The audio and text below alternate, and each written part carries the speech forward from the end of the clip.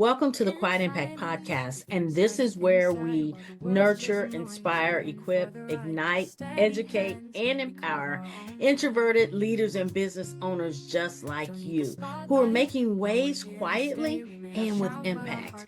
I am your host, Stephanie Oden, and I am thrilled to bring to you an interview I had with another Spotlight Achievers who is someone that I admire tremendously. It's someone that has helped me navigate these waters, do things differently. And it's around something that we don't often like to talk about, but we have to talk about, and it's sales.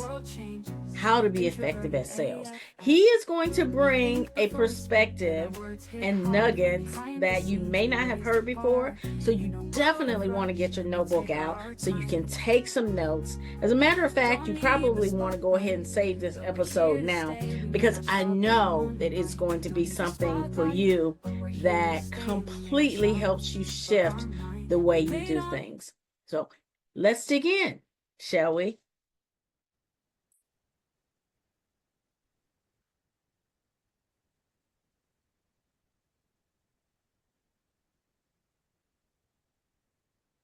Welcome to the Quiet Impact Podcast, where we nurture the journey of introverts who desire to achieve greater levels of influence, income, and impact.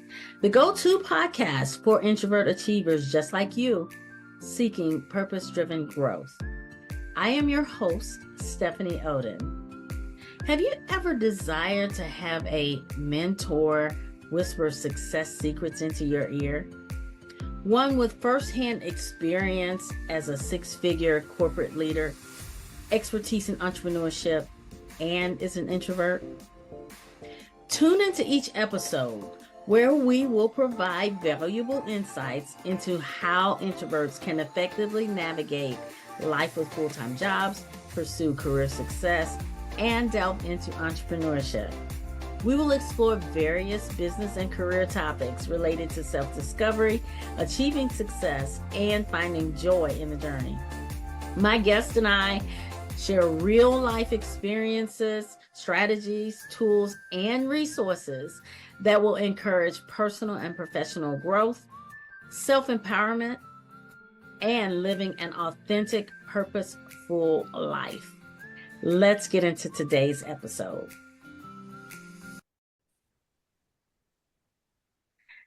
Welcome to another episode of the Quiet Impact Podcast. I am your host, Stephanie Oden, and this is where we nurture, inspire, equip, ignite, and educate quiet achievers, business owners, and leaders just like you who are making moves powerfully and quietly and with impact.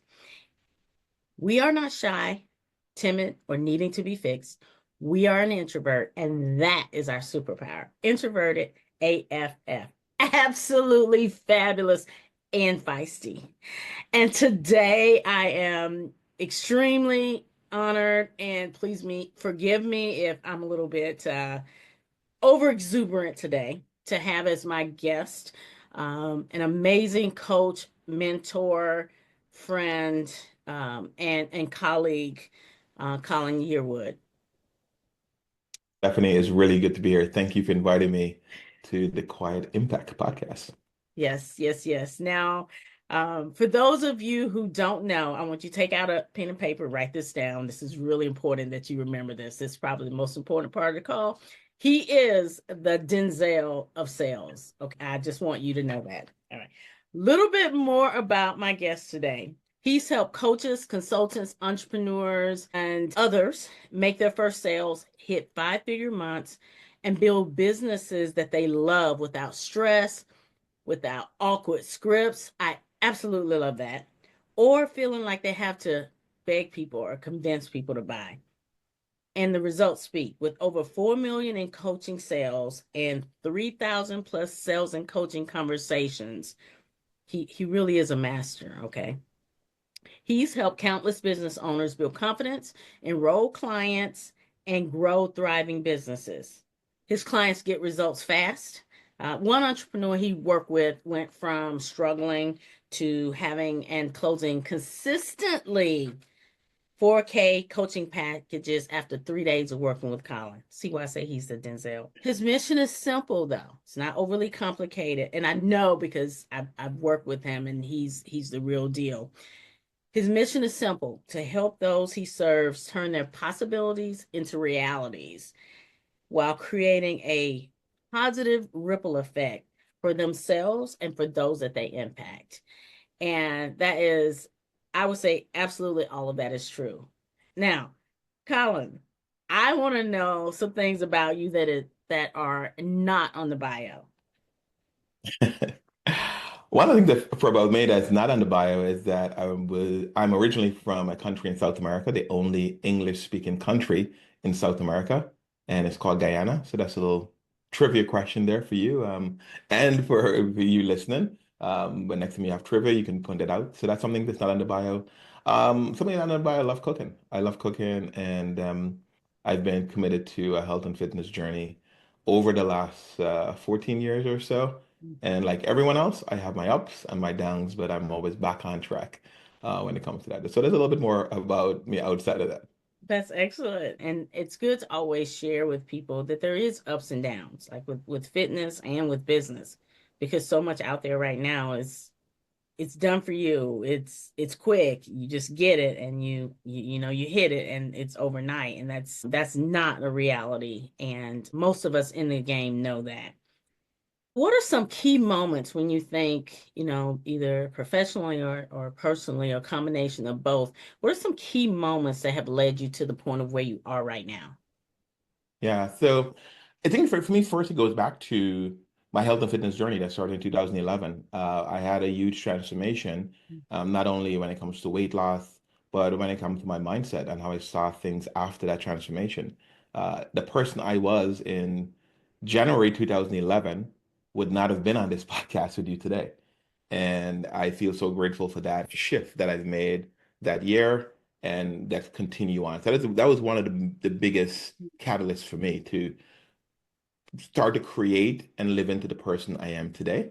And then fast forward a few years after that, and these dates are very distinct to me because there were very specific things that happened, right? So that weight loss journey started, found myself, my true self. And I believe I was always this way, but because of other things, I hid, right? But I broke out, and then in 2016 was the next benchmark for me. Really, it's clear is when I learned to sell. When I've been coaching professionally for 3 years before that. 2013 was the first time I had a paid coaching client. I was doing that consistently, but I wasn't building a business around. I wasn't making the money I wanted to make until 2016. I met a mentor, and he had a very frank conversation with me. He says, "Hey, sales is a skill that aligns closely with coaching and mentoring, and you need to develop that." And I believed him. I invested in his program, and that changed how I communicated with people, build a high level of confidence in me about my vision. And I always credit that as one of the biggest. My wife laughed when I met her a couple of years ago. I said, if I didn't go through that sales training, I wouldn't have had the confidence to speak to you because you're clearly out of my league. But the sales training, to me, not only helped with me learn how to sell, become a better leader, entrepreneur, but also helped me in my personal life with my communication with my kids, with my wife, with my family. So those are two benchmark moments for me. I absolutely can align with a lot of what you said because myself as a coach and as a mentor, that next shift really didn't start to happen until I started focusing on sales communication. That was that is my experience as well. It's like, okay, when all the other things started to get better, all the coaching, all of that started to get better when I focused on sales, when I stepped away from sales being this super scary, oh my gosh, I can't get out of my own way and and in my head and all of that. That shows up when you coach. If you got that stuff going on in the background, it shows up when you coach your clients that you're not fully present. Like they sense that, oh, okay, yeah, she's a good coach, but I don't know. Something's a little off with her Yep. and to get to that next level really requires you to step into that zone of authenticity. Yes. And one of the things that I know so many introverts deal with is, first of all, playing into that I'm shy and timid thing, which we don't do that here on this podcast. But that's what society thinks. So it's easier, right? If we tell them we're shy and timid, they'll leave us alone and we can reserve our energy for the things that really matter to us. I'm Hmm. giving away secrets here. However, sales is super scary, like absolutely super scary. And I would love, love, love for you to share some insights around how, in your experience, you've worked with powerhouse clients. Some have been extroverts as well as introverts. I would love for you to share some strategies. Maybe we could have a little conversation around, how can I get out of my own way in sales? Yeah. First, I want to acknowledge sales is hard for everyone, right? I, At least when you don't know introvert, extrovert, just everyone has this perception about what sales is because of previous experiences they've had that weren't positive, or experiences that they've heard of, or experiences that they've seen in movies, how salespeople are presented. And guess what? None of us want to show up that way, right? So regardless if you're introvert, extrovert, whatever, we don't want to show up that way. So that's you good. pull That's back and good. you have this That's good. guard about, hey, I don't want to show up that way. But to your point, and I'll share some very practical examples and tips that I think would help. It's a couple things that happens. Is one, you mentioned before, everything changed for you when you really lean into selling. And I have to believe that as you build the business, most people go to the things that are easy, the branding, the marketing, the content creation, and Mhm. all those things are necessary. That's sexy. All But that stuff is yeah, sexy, yeah, they're right? sexy, I can they're say necessary, they're I'm working fun. on my business. I'm working on my business because I Yep. made posts today, right? I created a content calendar. There you go. You know it, right? And you get all excited. We have the dopamine hit and we feel great. Mhm. But then sooner or later it's gonna hit you. Okay, I've done doing all this work, but I'm not getting the results I'm looking for. I'm not getting the opportunity to generate the kind of income that I truly want to. The reason behind me doing this work, I'm not working with the clients and making a difference the way I believe I can. So that's why I believe sales is one of the things you want to learn first. Because when you're confident with selling, your communication style with your content, your marketing, you get more honed in on who your ideal client is. How can I speak to their heart? And so I can work with them and prevent them from making the mistakes that I've made. So I have this framework where I flip it over, learn selling, and it'll make everything easy. It'll make your branding easier, your marketing easy. It will make your content creation and help you really nail down and identify your niche. So that's one of the things that I think a lot of people get as a surprise. Well, I'll learn to sell last. Mhm. But when you Absolutely. learn to sell first, all those things are able to come out of that process of learn to sell. And most importantly, you get proof that this thing is working. You make sales, or you don't make sales. So you can refine, right? You can, oh, this idea is a great idea, but people are not buying it. What do I need to tweak about it?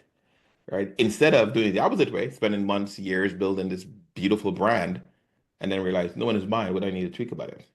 It becomes a lot bit more Really, frustrating. I love how Yeah. you said that, and I really hadn't thought about it. But one of the characteristics of being an introvert is being reflective in nature and being able to think things out. And what you said that stuck with me is, hey, do it, refine it, use that natural skill set that many of us already have to process logically through, okay, what could I have done better, like taking that emotion out, what could I have done better. So I put a pin in there for me because I hadn't thought about it that way before, but that's absolutely something to consider, especially when, like, oh my gosh, it's when you attach an identity to a result, things get really jacked up. And that's where Yeah. you got to come back to, okay, no, this it's just a thing. How can I measure this result? So, yeah, I had a moment there. So I'm like, okay, let me just share some thoughts that I'm having even now on the call with you. So thank you. That was for you. That was for you. And for you that's listening. And one of the cool things I like about you as a coach, Stephanie, and we've worked together, and you're an amazing coach, is how you feed it back, right?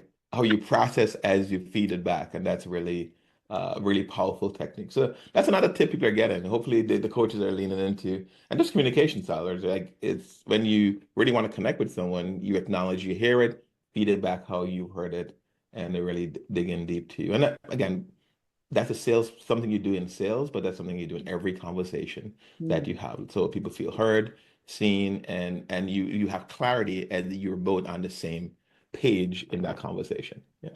Yes, yes, yes. I interrupted. So, what were some other thoughts you had to share when it comes to excelling in sales for those quiet achievers? Yeah.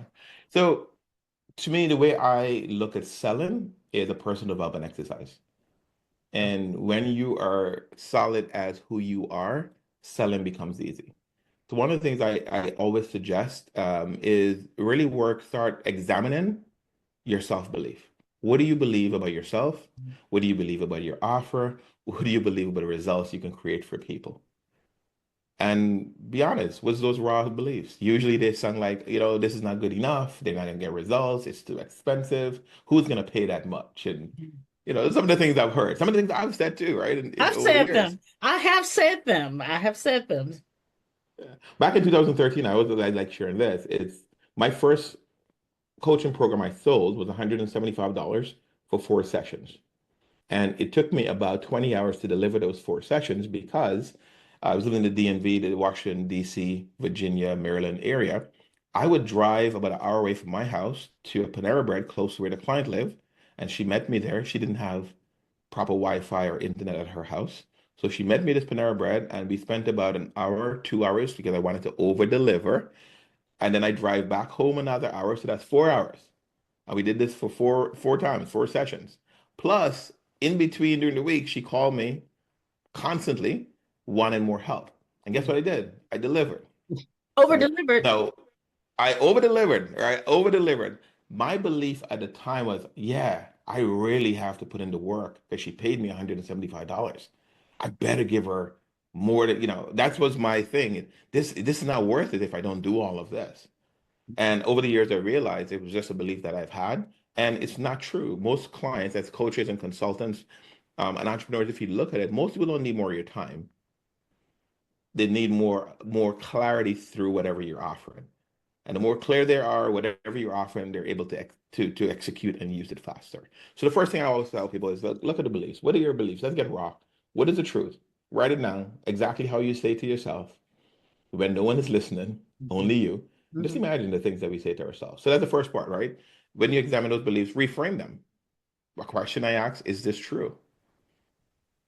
This is too expensive. No one would pay for it. Is this true? Right. Have you invested, coach, in a product for this amount? Right. Right. Any product, right? It Right. doesn't have to be whatever you're selling, but have you paid the same amount for a product? And why did you pay for that product? Mhm. So start reframing how you think about it and reframe after you question, is it true? Reframe it. Yeah, the right person would invest. The right person would see this as a value. So reframe your beliefs. That's the first thing I always recommend because it starts with you. If Okay. you try to just plaster over that and get into the conversation, that energy is below the surface and it shows up the minute things don't go right on the call. It shows up and Absolutely. then you just pull right out. Absolutely. Absolutely. I'm a witness. Yes, I have been there. All transparency. He is speaking truth. In my journey, I have been there. So, absolutely. And from there, the thing about when you're able to reframe your beliefs, you start to naturally develop some confidence, right? Like, oh yeah, okay, the right person would want this. Yeah, I'm actually good at this. And I can help people with this. When you reframe that belief, you naturally start thinking in a more confident way and having a little bit more clarity. Okay, as who I can help.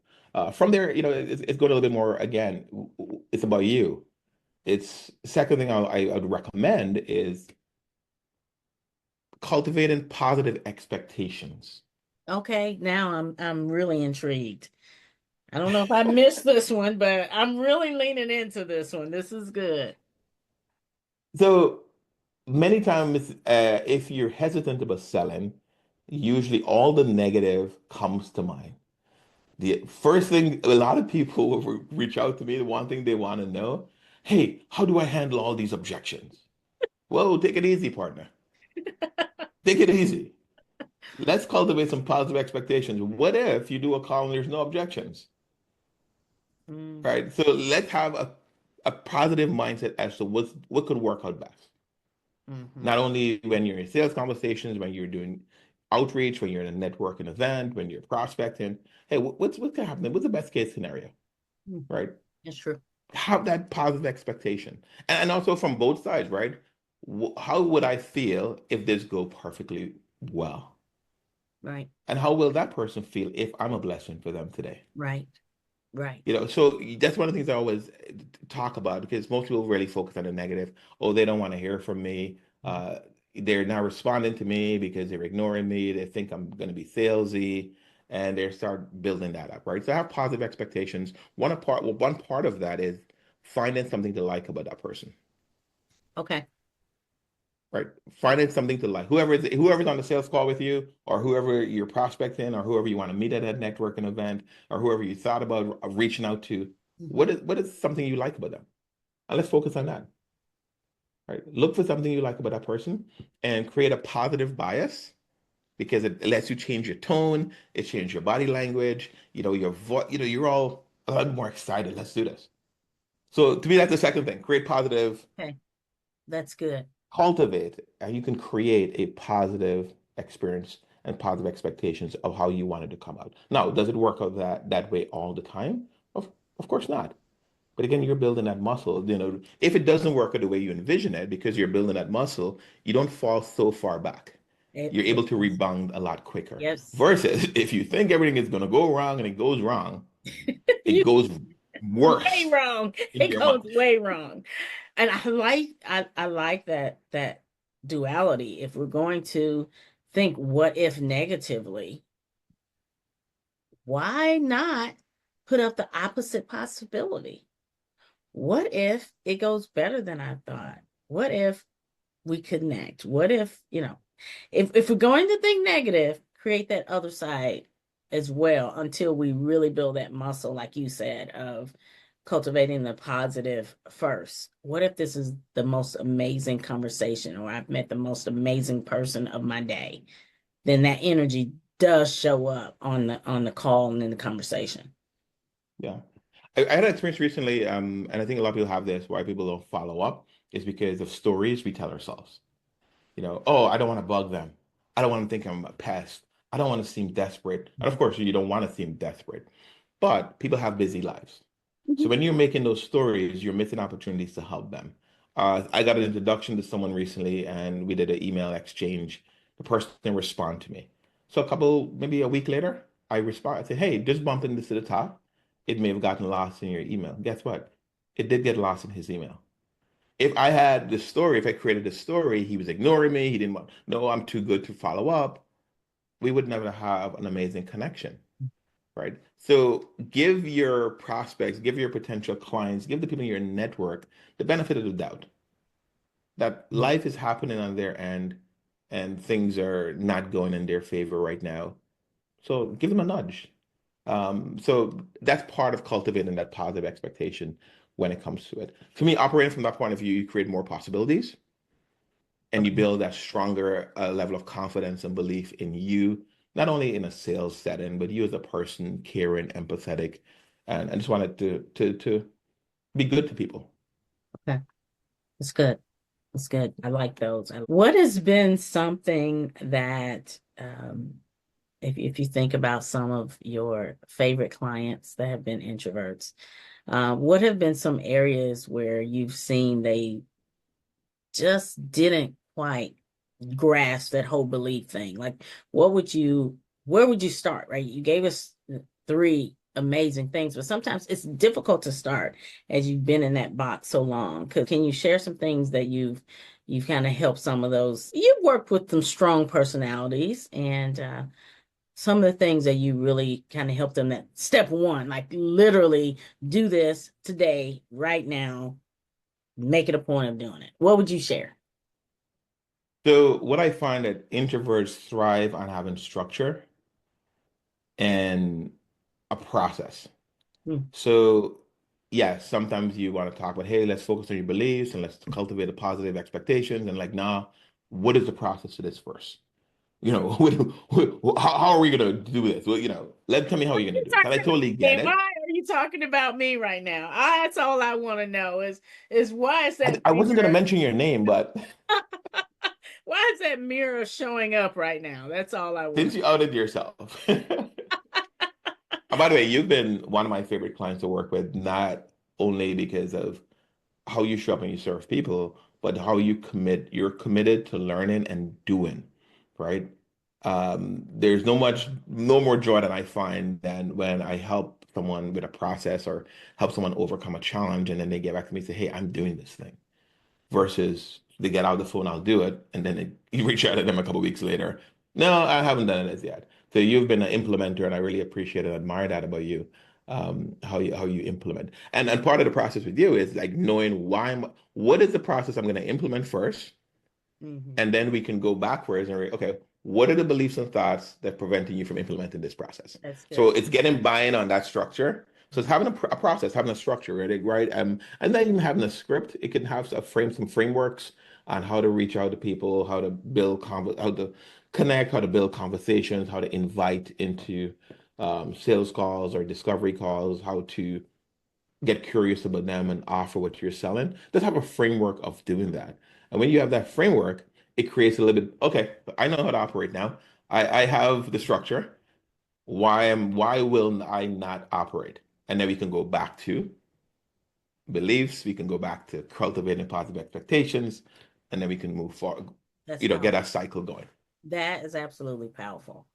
I know some introverts, and I would include myself in this category, starting out as entrepreneurs, a lot of the sales training was all around get the right script and follow the right script word for word. Like pick up the phone or send the DM and you follow this word for word. And that didn't really work for me. That just didn't work for me because it went against everything. It was really requiring me to extrovert a lot. That's Hmm. probably the biggest reason. It was very rigid, which I like structure, but not rigid. And it was energy draining. So of course I'm not going to do it because it wasn't even fun and it sucked the life out of me. And so I like how you emphasize framework and script lightly, but framework. What is the framework? Because that gives some fluidity, that gives some control, and it really can be energizing when you lean into that and lean into that framework. So, yes, I appreciate you sharing that. As we start to wrap this up, I want to ask you, what is something you really would like to like maybe three concepts. You shared so much, and I'm so grateful for that. So maybe one or two, but what are some one or two things you really want to leave the listeners with? I really want them to save the episode, like the episode, comment on the episode, follow him. I'll tell you how, but follow Colin. But what would be something that you want to leave the listeners with? It's like these two things, like you need to write these down and you need to make sure you remember them. So I'll say something that the listeners may already know about themselves, right? So introverts are amazing at selling because you do so many things right naturally. You lead with Oh, listening. that's You lead with good. listening. Oh, wow. You're great listeners, right? You're not gonna be the person at the party or the person in the room to brag about you. You're willing to listen, learn about a lot of people. You're empathetic. You're good at acknowledging people's feelings and what they're going through. Um, One of your secret weapons is that you're tremendously prepared, right? Introverts like to be prepared, because what I find, and Stephanie working with you, and we've talked about this a lot, you like to do your sales processes in container, right? Hey, this is the hour, 2 hours I'm going to do this. Hmm. This is when I have my peak energy, peak focus, so I can really lean into this. Hmm. And you're prepared for that powerful block of time. Hmm. And that's how you're going to show up as, your best version of you. So there's so much I think introverts have going for them in the sales process. One of my favorite things, I'm a little bit more of an extrovert and I am very chatty and I like to talk and I like to have a good time. I can lose my way in a sales process, right? When you're in a sales conversation, there's a structure to follow because you're trying to help the person get to the best, make the best decision for them long term. It's not like a social engagement. Right. And extroverts can get carried away and turn that into social engagement. Introverts are a little bit more honed in on the process because you're prepared, because you're listening, you have great cues on listening, and your energy is usually good. You can pick up on the two things I mentioned there. You can pick up on people's energy, Okay. but also you have to manage your energy when responses or their energy doesn't align with your expectations. Okay. Right. Yes. So Yes. those are a couple things like again, it goes back to you as a person. Now, tactical when it comes to sales calls, just sales calls is just listening, asking questions, listening, getting curious. You're good at that as introverts, right? Introverts are good at solving problems, so it becomes a little bit easier to sell the solution and not the fluff. You guys really don't, you don't want to give a big build up. Like, here's what it is. You go and do this, right? There's a little bit more nuance to that. It is. It is. But you're Learning. focused on Learning. solutions. You're focused on, like, okay, oh, I heard you. I seen you. Okay, here's what I have. So to me, those are a couple of things that I think can help as you go through this process and lean into it. The other thing I'll mention is you don't have to be, and I know a lot of entrepreneurs when they're getting into sales or business, YouTube is the place to go. But most people on YouTube are selling in a style that is not aligned with who you are. And I want to find that person or that coach that aligns with who you are and how you want to show up. Because then all the friction that you're having, oh wow, I don't want to be, sometimes I see these YouTube sales calls, I'm like, yo, take the macho down a little bit, bro. You know, I don't want to show up that way in Nacho that call. macho. Notch that macho down just a little Not bit, that buddy. macho A little down. bit. So those are some of the strengths that I see in introverts that you can lean into. And that goes through that process. And the last thing is just be you. Hmm. The introverts or extroverts, to me, the best people who sell, the best, and by the way, selling is just influencing people to make a good decision that they always wanted to make. And you get the Absolutely. honor to help them make that decision in this time, in this space. That's So gold right there. I hope you all pick that up. Go back, listen to it. What you just said was gold. Matter of fact, I'm gonna go back and listen to that because that is gold. Absolutely gold, Colin. yeah, Absolutely. and how are you able to do that? It's just by being the most authentic version of yourself Hmm. Hmm. and lean into it. Hmm. Hmm. I wish I can give you a very sexy script right now, but you don't need that. I think most people have what they need, and they just need to believe that to be true. Yes, there are little nuances that you can work through, and Stephanie, you do a good job at that, helping your clients work through those nuances. But to me, the core of it is lean into who you are, the best version of you, with the idea to serve people in a powerful way. Excellent. This has been such a fun interview. And one of the things I want to go back to, and you said it so well, is find the coach, the mentor, the guide that you align with, because that is where you're going to get the most benefit from that experience. Following somebody or hiring somebody or investing in somebody and you don't even really like them is an absolute waste of money. I don't care how popular they are. I don't care how much money you spend with them. If they make your skin crawl when you hear them talk or they're like beating their chest, or super flippant, you won't get the result. And I think that's important. Many times people fall for the results that they're promoting, right? And Mm, they bypass the personality. No, I just want that result. I really don't care how they cuss, how they talk. I just want that result, and I know they can get me that result. That result comes through who they are, absolutely. right? And I totally Absolutely. get it. I've been there where I've put my I would say morals, but put the standards and I've set up for myself aside because like, nah, he's successful, she's successful. I want to get that result, and they've gotten it quickly. Okay, I'm just going to invest in that. And the minute I invest in that, I'm like, oh my God, we're so not aligned. But Absolutely. what happens at that point? What happens at that point? All the adrenaline is gone, the dopamine is wearing off. and my my rose-colored shades are becoming clearer now, and I'm seeing like, oh, this is what I'm dealing with. Yep. Yeah, let me find someone else. So that's what happens, right? And it's natural for it to happen. But to your point, Stephanie, is really invest in the person that's aligned with you. And one other thing I'll share, a mentor shared this with me, and it was powerful when he shared it. He said mentors and coaches are like mirrors.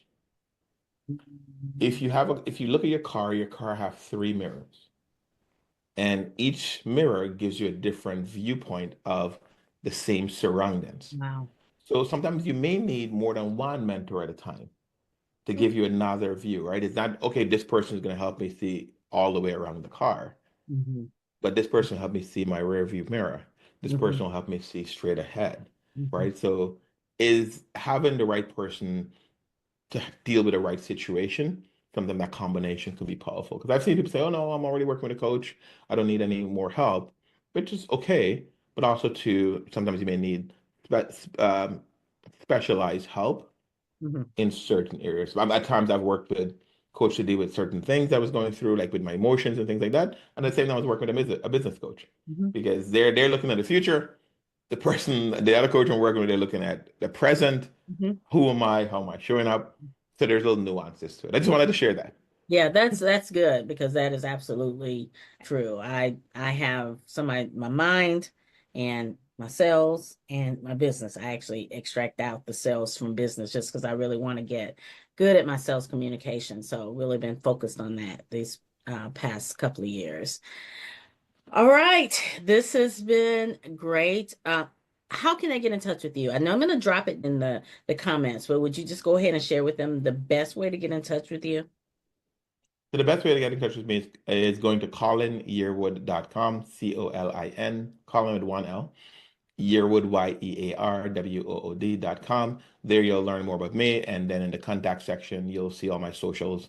You could connect with me there. And when you do, let me know, hey, I've heard you on the Quiet Impact podcast. I'd love to and bring you questions that, get some more clarity from this. Sounds good. So thank you so much for tuning into this episode. Make sure that you subscribe, that you follow, that you comment, and drop questions because I'll make sure to get those back to Colin. And your takeaways. What were some of your takeaways? Because this is definitely one that you'll want to come back to and listen to again right when you're in the middle of expanding your skills and your sales communication. So thank you again, Colin. It's been great. And I look forward to seeing you in the Mastermind Sales Club we hang out in. Bye now. Bye. That's it for this episode of the Quiet Impact Podcast. Thank you for joining us. It's been an absolute pleasure. Let me know any insights that you had from this episode. I would love to hear your takeaways. Remember to head to my website, grab a copy of the Success Pillars for Quiet Achievers. It's a resource I created for you. And join us next week. Thank you for watching, listening, and subscribing. See you next time.